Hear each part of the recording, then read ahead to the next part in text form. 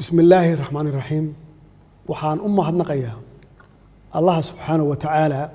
oo maanta na gaarsiiyay guushan taariikhiga ah iyo mira dhalka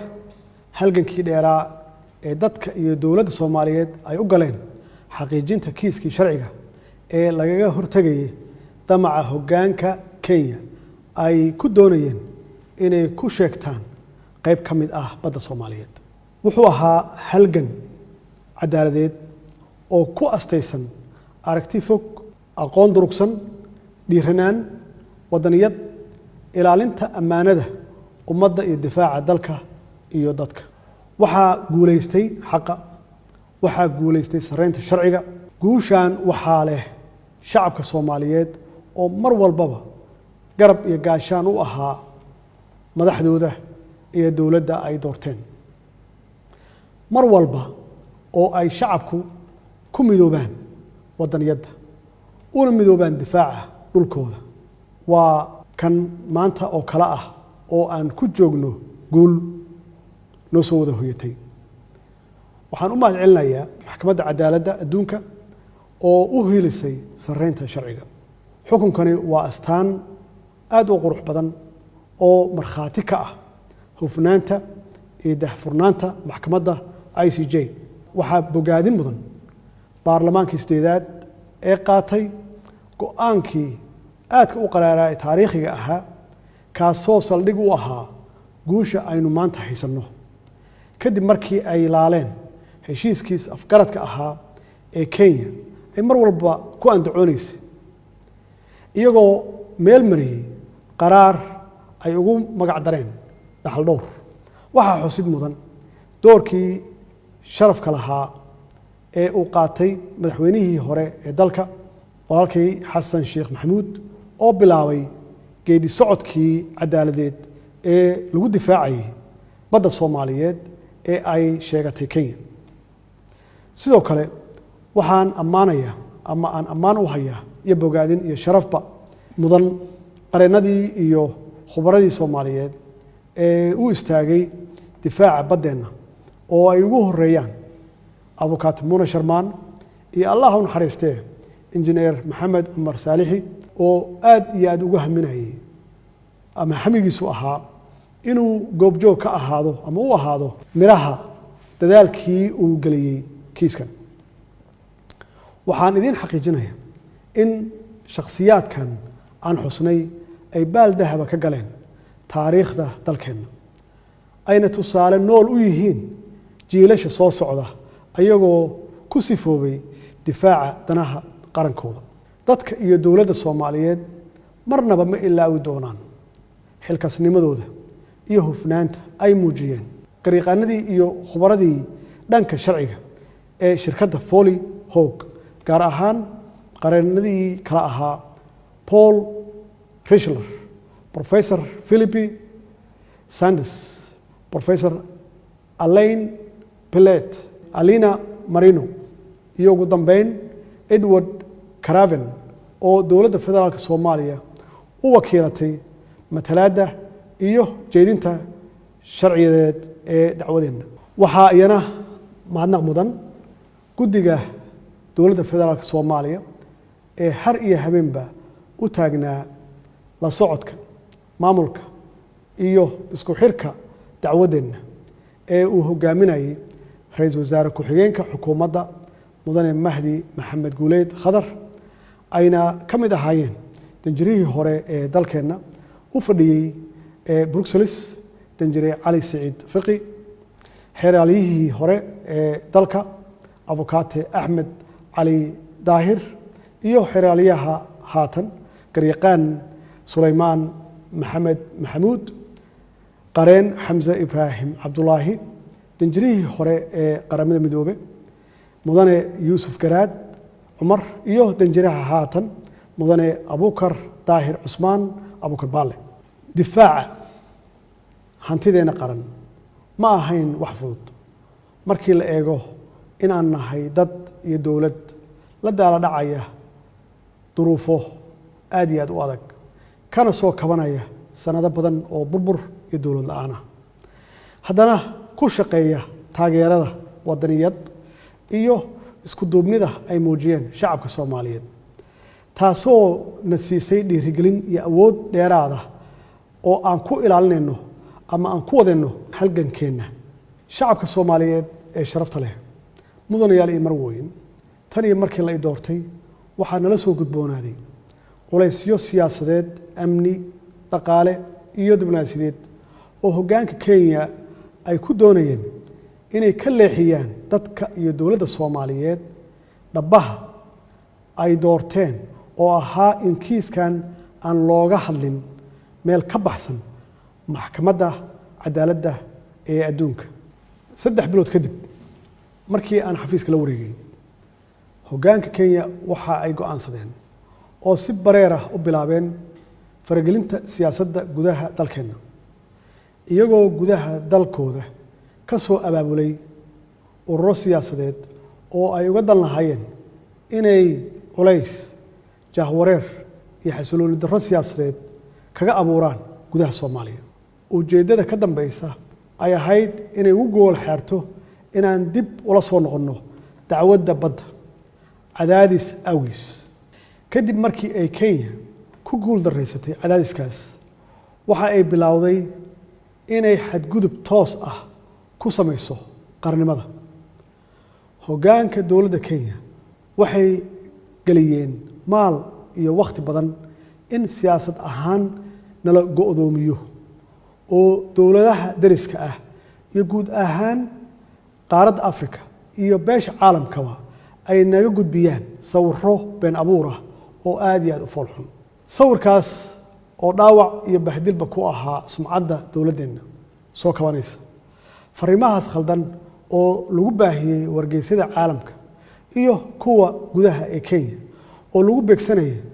shakhsiyan madaxda dowladda si sumcaddooda loo dhaawaco hoggaanka dowladda Kenya waxay abaabul ciidan oo lid ku ah madax banaanida iyo danaha shacabka Soomaaliyeed ay ku fulisay duqeymo dhulka iyo cirka ah oo aan loo meeldayin dhibaatadaas oo galaaftay naf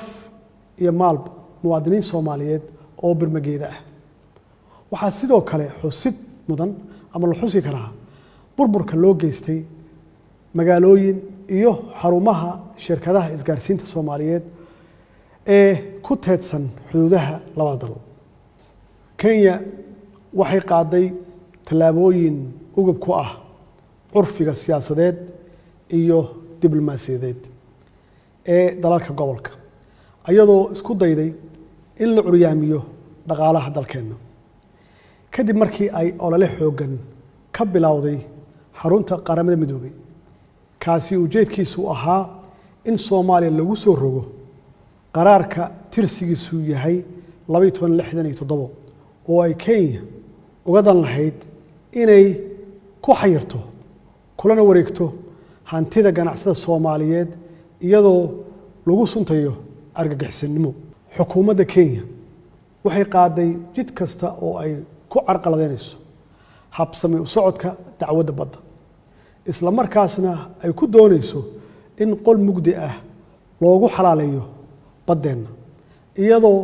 ka dhex bilowday ururada heer gobol heer qaaradeed iyo heer caalami ah hagardaamooyin lagaga been sheegayo dowladnimada Soomaaliyeed iyo halgankii xaqa ahaa ee aynu ugu jirnay difaaca baddeena annagoo u marayna dhabaha cadaaladda iyo xaqsoorka ee ay dunidoo dhan ku midaysan tahay kadib markii aan ka dhagaadegnay cadaadiskaas caalamiga ah wuxuu hoggaanka Kenya bilaabay inuu toos u fargeliyo qaar ka mid ah dowlad goboleedyada dalka iyagoo afduubtay hanaanka doorashada Jubbaland arrinkaas oo ay ka biyadiideen ama ay ka gilgisheen guud ahaan shacabka Soomaaliyeed gaar ahaan waxgaradka aqoon-yahanka iyo siyaasiyiinta deegaankaas waxaanu garowsanay in tallaabooyinkaas guraacan ee ka dhanka ah madax banaanida Soomaaliya ay u qaateen madaxda Kenya si madaxda Soomaaliyeed ay u fuliyaan danahooda iyo damacooda ku wajahan boobka badda Soomaaliyeed iyaga oo marar badan si aan gabasho lahayn noogu xaqiijiyey inay si buuxda noogala shaqayn doonaan ama noogala shaqaynayaan hagaajinta xiriirka wada shaqaynta ee ka dhaxeeya dowladda federaalka iyo dowlad goboleedka Jubbaland haddii aan ka tanaasulno dacwada badda. shacabka Soomaaliyeed ee sharafta leh, mudanayaal iyo marwooyin, waxaan u dhaaranay inaan ilaalino ammaanada aan u qaadnay shacabka Soomaaliyeed. damiirkeenana marnaba nama siinayo inaan dhaxalka jiilasha soo socda ku bedelano dana shakhsi ah ama dana siyaasadeed ama mid dhaqaale iyo mid kursi oo madaxleedkiisa uu kooban yahay. waxaanu door bidnay inaan marnaba aynan qaadan gunnimo dharag leh, aanu ka dooranno gobonimo gaajo leh. tallaabo kasta oo aan qaadnay iyo go'aan kasta oo aan gaarnay waxaa halbeeg u ahaa ilaalinta qabka Soomaaliyeed, qaranimada Soomaaliyeed, midnimada Soomaaliyeed iyo sharafka dadka iyo dalka Soomaaliyeed. shacabka Soomaaliyeed ee sharafta leh, waxaa maragma doonta ah in cadaadiska iyo fargelinta qaawan ee hoggaanka Kenya aysan ku koobnayn dowlad goboleedyada dalka oo kaliya, balse waxa ay marar badan si bareera isugu dayeen inay khilaafaad ka dhex abuuraan hoggaanka dalka. dowladda federaalka Soomaaliya iyadoo ixtiraamaysa shuruucda iyo heshiisyada caalamiga ah waxay caddeynaysaa inay u hoggaansamayso go'aanka maxkamadda, annagoo ka rajaynayna dowladda dariska aan nahay ee Kenya inay ilaaliso sarreynta sharciga caalamiga ah, ayna iska ilowdo damaceeda ku salaysan marin habaabinta iyo boor isku qarinta, taasoo beddelkeedana ay go'aanka maxkamaddu u aragto fursad lagu xoojin karo xiriirka labada dal iyo iskaashiga labada shacab ee dariska ah. Soomaaliya inay Kenya daris la noqoto ma dooran, ee Allah awoodda leh ayaa qadaray. waan isku qasbannahay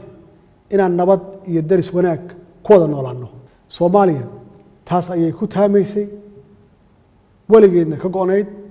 haddana soo dhaweynaysaa. shacabka Kenya waa shacab wanaagsan oo nabad jecel.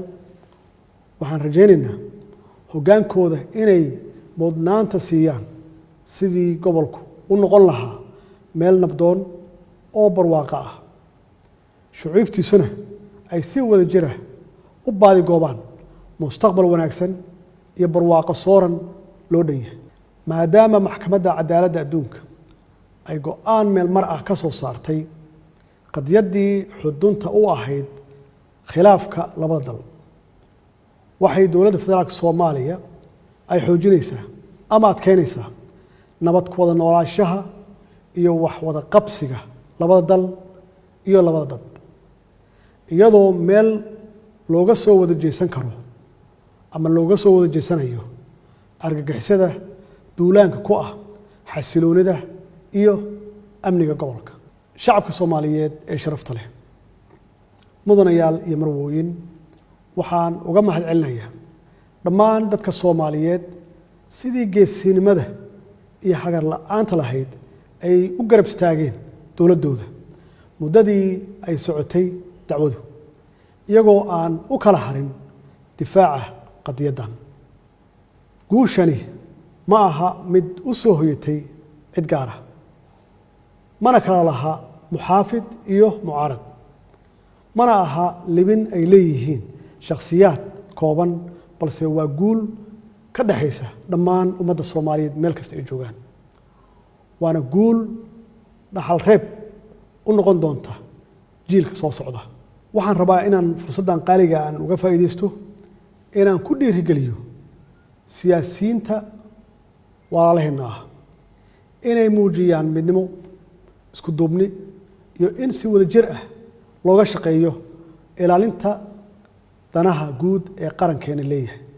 annaga oo meel iska dhigayna danaha shakhsiga ah iyo aragtiyada kala duwan ee aan ka leenahay siyaasadda.